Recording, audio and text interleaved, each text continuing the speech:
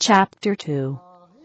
These, then, were the principal kings of that day. Laenoagle, king of Ebestikagan, a city of tens of thousands, in the valley of Aragayistan.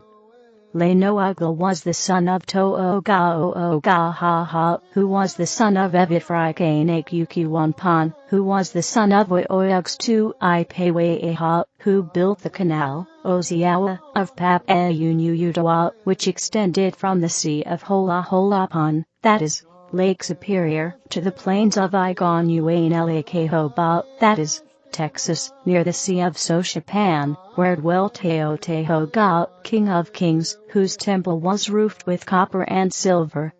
Of 10,000 boats, i.e., canoes, was the canal, extending along, carrying copper and silver, from the north regions to the cities of the valley of Apanbapanpan, and to the cities of the mountains of Oramgayachacha, and to Gai, home of Hunger the First, the mightiest of red men.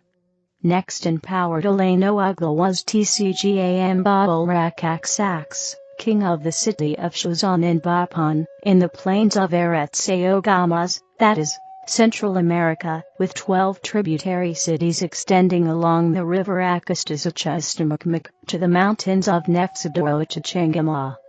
And the third king in power was Chiawasai Ishoo, of the city of Enuasteheha Kromkromehozuteha, and to him were tributary 27 cities, and their kings. Chiawasai was the son of Teneamgameralhuxuxhistomipawasa, who was son of Thusaigonganano who built the Great East Canal, the Osholagalixakala, in the rich valley of Didaswanogasi, and through the land of Saganaogalgalaelukaehomahomhom, where dwelt the large men and women, the Ongarwayhapakakagangain The fourth great king of Guatama was Hugalamarikadinapinwaro, king of the city of Idasekagalehamgunzeo which had 17 tributary cities of tens of thousands of people. And his kingdom extended from sea to sea in the Middle Kingdom, that is, Panama. Here was the temple of Giloth, with 1,000 columns of polished mahogany, and with a dome of copper and silver. And within Giloth dwelt the Oahspe, the oracle of the Creator, for 2,000 years. The fifth great king was Painambada, king of the city of Laskarirzakayaptasigangan, on the high Hiawatha, that is, Tennessee, with 30 tributary cities of tens of thousands of inhabitants. Here was situate the school and college of great learning, the Ahazahohoputan, where were taught tens of thousands of students. Painambada was learned, and had traveled far, devoting his life to imparting knowledge. He had 6,000 attendants, besides 640 officers. The sixth great king was Hojab, son of Toitsongtuzakgamogzapanpan, founder of the Gildans of Labahakuk. Hojab's capital city was Farajankahoma, with 33 tributary cities, of tens of thousands of inhabitants, of the plains of Gao, that is, southeastern Ohio. The seventh great king was Huriskogamsatabikbik, and his capital city was Hozugzazinamkolebengankobonshawaha, situate in the plains of Mesogaonkola, and extending eastward to the mountains of Gonzawasikmachabaldruupias and Drithajaj, including the valleys of the river Onepigasathilanganchach, even to the sea, Porthalchathunikalklachakslaistakambia, that is, Lake Erie. Hero had 47 tributary cities of tens of thousands of inhabitants. Betwixt the great kings and their great capitals were 1,000 canals, crossing the country in every way, from east to west, and from north to south, so that the seas of the north were connected with the seas of the south. In canoes the people traveled, and carried the productions of the land in every way. Besides the canals mentioned, there were 7 other great canals, named after the kings who built them, and they extended across the plains in many directions, but chiefly east and west. These were Huskalimagavalabanazoagalapan, and Halagasapampanegachup, and Filioistagavankabiasoso, and Anetiabalalachoasangamacalabambikuk, and Aabadongons Hoo Portalikabagazamejachipapa, and Anepapaligasayam Ganchunyatetaganachaganja Sam Chuabalgadgad, and Hako Aole Galbwat KKBK Roxex Gon Hamats Hoole Ponpon.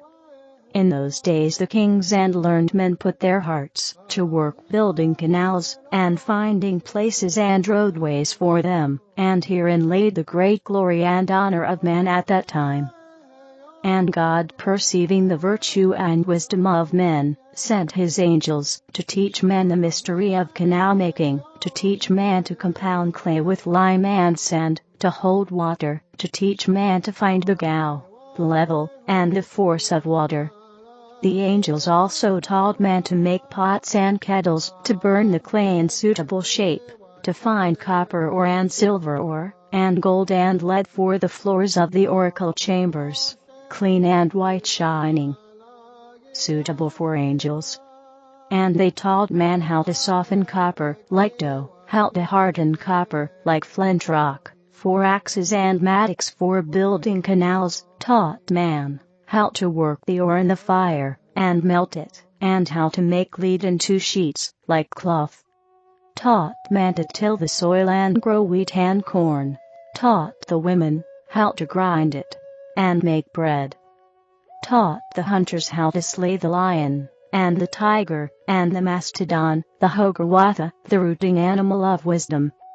Besides all these inhabited regions there lay another country to the far west, 50 days' journey, the land of Goshalobok, a place of sand and salt, and hot, boiling waters.